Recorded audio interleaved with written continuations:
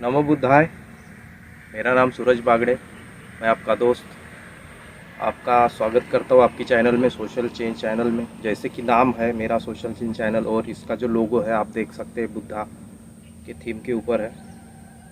तो मैं खुद एक बुद्धिस्ट प्रैक्टिस करने वाला उपासक हूँ, और मुझे कुछ बुद्धिज़्म के बारे में जानकारियाँ है जो मैं आपसे शेयर करना चाहता हूँ। जैसे कि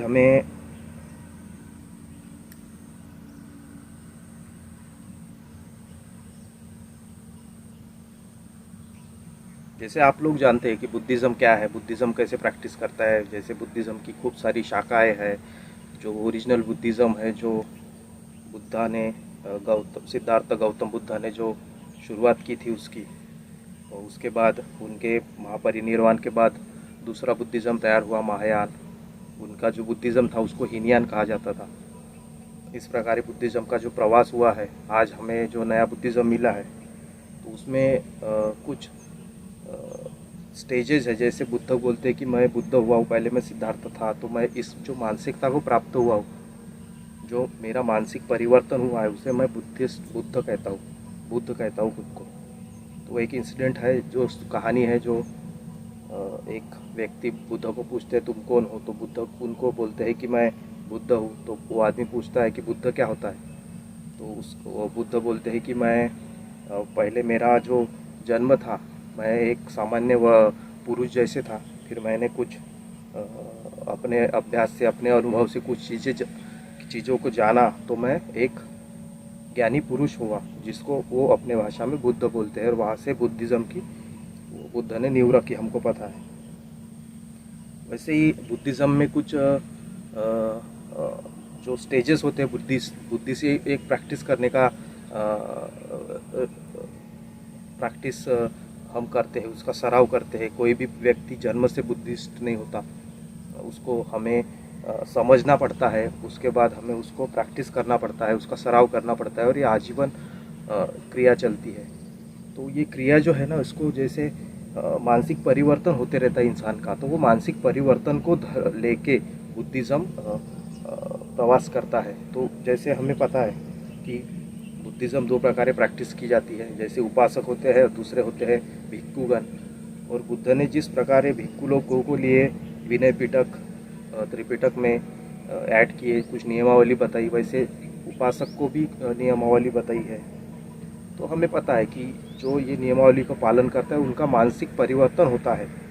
तो बुद्धिज़्म यानी मानसिक परिवर्तन की क्रिया है। तो इसमें हमें देखना चाहिए कि जैसे कुछ क्रियाएं हम मुझे पता है, जो जिसको बोलते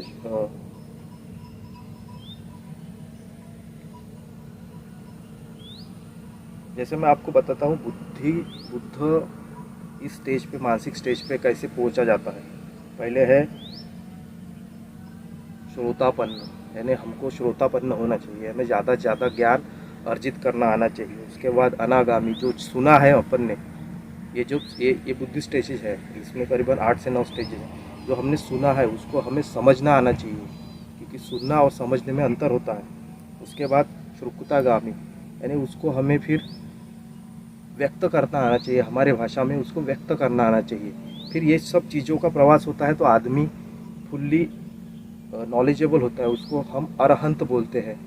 फिर अरहंत के बाद इंसान आगे की स्टेप में जाता है, जिसको हम बोधिसत्व बोलते हैं। बोधिसत्व में बुद्ध के लक्षण होते हैं कि वो बुद्ध बनने के पहले की स्टेज होती है। फिर बोधिसत्व लोग और प्रैक्टिस करते हैं तो वो बुद्ध बनते हैं, और बुद्ध जो होते हैं वो बुद्ध होते हैं। हमें पता है उनका मानसिक जो शक्तियाँ हैं वो बहुत बढ़ जाती है, उनकी विचार करने की शक्तियाँ बढ़ जाती है। पर बुद्ध के बाद एक और स्टेप उनको नीचे आना पड़ता है, जो सम्यक संबुद्ध होता है। बुद्ध के नीचे की स्टेज, जिसमें बुद्ध होने के बाद बुद्ध लोग थोड़े नीचे आके सम्यक संबुद्ध बनते हैं। ये आज जो मैं बुद्धिस्ट प्रैक्टिस कर रहा हूँ, बुद्धिज़्म की प्रैक्टिस कर रहा हूँ, उसमें मेरा जो स्टडी है, सराव है, उसमें मुझे सब चीज़ें पता चली है कि ये मानसिक परिवर्तन की क्रिया है। हमें एक मानसिक परिवर्तन से दूसरे मानसिक परिवर्तन में कैसे जाना चाहिए, कैसे हम अपने दुखों से मुक्त होंगे, किस प्रकार हमें ज़्यादा से ज़्यादा अपना जो ब्रेन है, अपना जो दिमाग है, उसका विकास करना चाहिए, हमारी मनोवृत्ति का कैसे विकास करना चाहिए, ये एक क्रिया है। इस क्रिया के अंतर्गत हम आते हैं। तो ये मुझे लगा कि आपके साथ शेयर करना चाहिए कि कैसे 8-9 स्टेजेस है। पहले आदमी सुनता है, उसके बाद बुद्ध बनता है, उसके बाद एक स्टेप नीचे आता है, सामयिक संबुद्ध बनता है। तो मुझे आपको ये बताना था मेरी चैनल के माध्यम से। और आपको अगर लगता है कि ये ज्ञान कहीं अधूरा है या फिर इसमें कुछ त्रुटियां है तो आप मुझे कमेंट करके बताइए, अगर आपको लगता है तो। वैसे ही दोस्तों, मुझे एक वीडियो मिला है जो यूट्यूब में मैं सर्च करते करते वो मेरे देखने में आया ही वीडियो। तो ये वीडियो क्या कहता है, देखते हैं।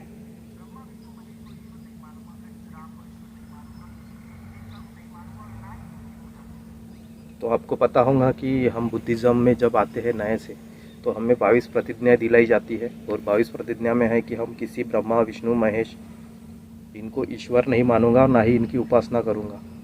तो ये हमारे बुद्धिज़्म का पार्ट है। तो ये व्यक्ति बोल रहा है अपने अपने भाषण में कि ये चीज़ें कहते हैं ये लोग। तो ऐसी शपथ काफ़ी लोगों ने मिलके ली है बोलते, जबकि हमने ये शपथ बाबा साहब ने हमें दिलवाई है और ये मैंडेटरी है नहीं है, ये स्वेच्छा से किया जाता है। ये शपथ नहीं है, ये बुद्धिज़्म का पार्ट है। जो व्यक्ति बुद्धिज़्म को प्रैक्टिस करता है उसे ये चीज़ें स्वयं से ही समझ में आती कि क्या है क्या नहीं है। तो ये एक बुद्धिज़्म का पार्ट है।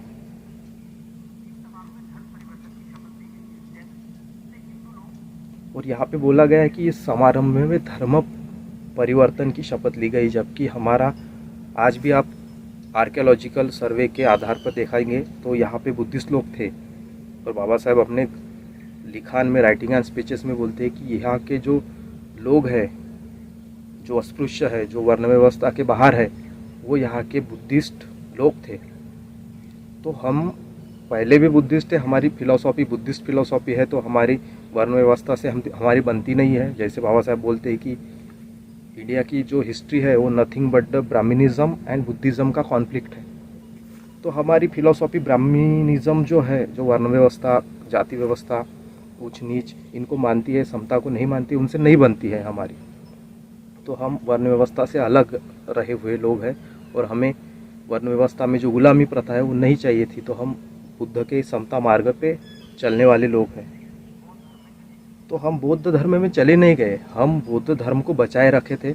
हम बौद्ध धर्म को फिर से प्रैक्टिस कर रहे हैं ज़ोरों शोरों से, जो कि हमें हिंदुज़्म इसकी मनाही करता है।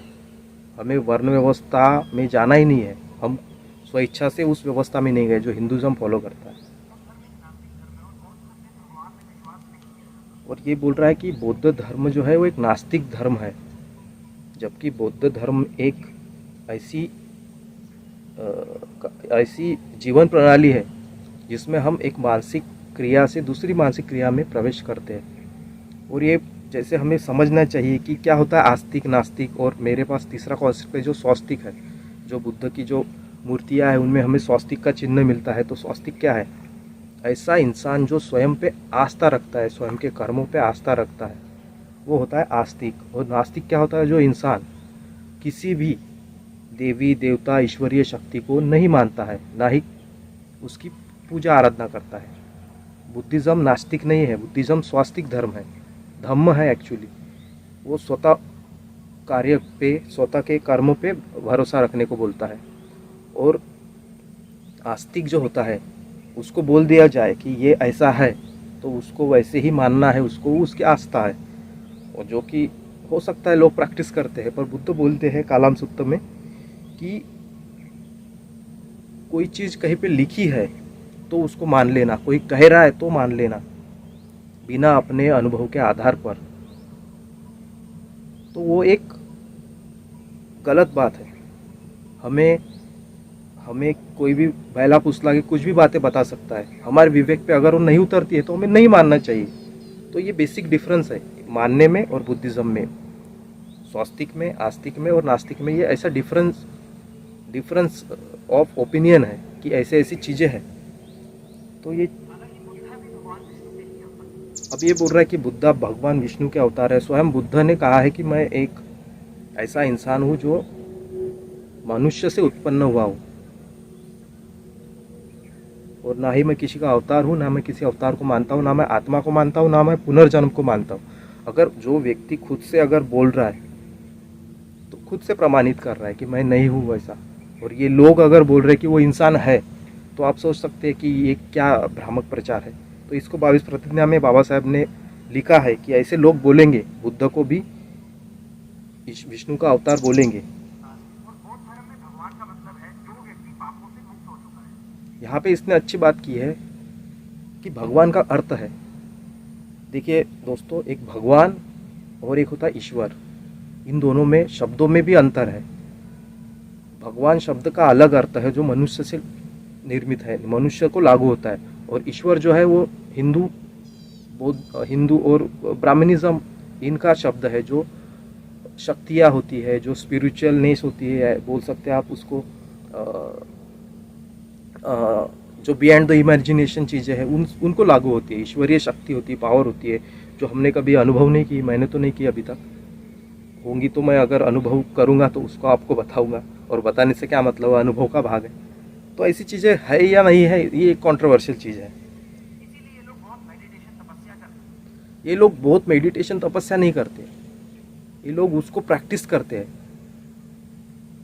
और ये बुद्ध धर्म बुद्धिमान लोगों का धर्म है, तो वो लोग थोड़ा सा मेडिटेशन करते हैं, ना ही वो सोते हैं, ना ही वो जगते हैं। तो बीच का जो रास्ता होता है, जो मेडिटेशन होता है, वो होता है उनके लिए, ताकि उनको उनके ब्रेन को थोड़ा रिलीफ मिले, तो वो मेडिटेशन होता है।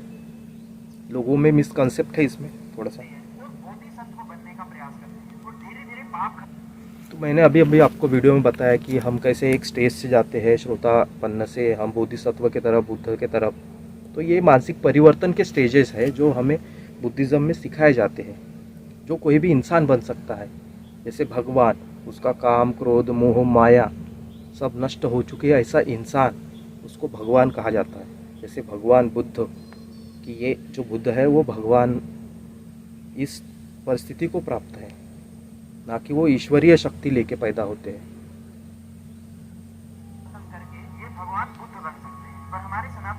हमारे धर्म में कोई भी इंसान जो प्रैक्टिस करता है वो इस परिस्थितियों से गुजर कर स्वयं दुख से मुक्त हो सकता है। दुख से मुक्त होना, जो हमारी क्रेविंग्स है, हमारी इच्छा है, हमारे विचार है, कैसे कम होते हैं। हम पैदा ऐसी कोई ज्ञानी नहीं होते, हम ज्ञानी बनना पड़ता है।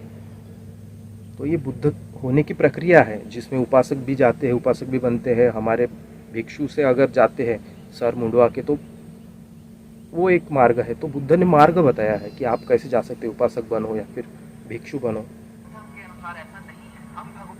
पर ये बोल रहा है कि हमारे धर्म के हिसाब से ऐसा नहीं है। भगवान अगर आ गए तो हम चिंगारी हैं। देखो इसमें ये डिफरेंस कैसे करता है, भगवान जो इंसान को लागू होता है शब्द, और ईश्वर। अभी ये चेंज करेगा, अपना शब्द चेंज करेगा। बताते हैं जो धर्म आपको भगवान के बारे में बताता है, भगवान तक कैसे पहुंचना है और भगवान और आपका क्या संबंध है, ये बताता है, वो धर्म बिल्कुल सही है। कलयुग की शुरुआत में भगवान बुद्ध ने अवतार इसलिए लिया क्योंकि लोग नास्तिक होते जा रहे थे।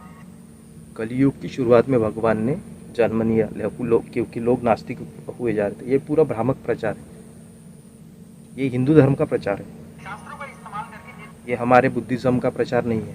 लोग जानवरों की बलि दे रहे थे, तो भगवान बुद्ध ने शांति और अहिंसा का प्रचार किया। पर पूरे शास्त्र, बुद्ध ने शांति और अहिंसा का प्रचार किया, ये भी एक भ्रामक बात है। बुद्ध ने सम्यक शांति और सम्यक करुणा का प्रचार किया है। को गलत नहीं बताया, और समय के साथ साथ बौद्ध धर्म दुनिया भर में फैलता गया। और ये तो बात है कि बौद्ध धर्म दुनिया भर में फैलता गया और फैलता ही रहेगा, क्योंकि ये मानवता का धर्म है, मानवता से जुड़ा हुआ धर्म है। और लोग, यहाँ के लोग जो होते हैं, कोई भी हो सकता है। मैं भी पहले वैसे ही था, मैं जानता नहीं था चीज़ें, तो मैं भी कुछ भ्रामक चीज़ें करता था। पर आज मुझे बहुत सी चीज़ें जानने को मिली। मैंने बुद्धानिस धम्मा पढ़ा, मैं त्रिपिटक तो पढ़ नहीं पाया, पर बुद्धानिस धम्मा से मुझे जो ज्ञान प्राप्त हुआ, मैं भी आपको रिकमेंड करूँगा। दोस्तों, कोई भी हो, आप बुद्धानिस धम्मा पढ़िए, आपको आपके मत जानिए, श्रोतापन्न बनिए, अनागामी बनिए, आपका खुद का कॉन्टम्पलेशन कीजिए, वैचारिक मानसिकता बढ़ाइए, और आप भी बुद्ध बन सकते हैं। आप भी बुद्धिज़्म को बुद्धिस्ट प्रैक्टिशनर हो सकते हैं।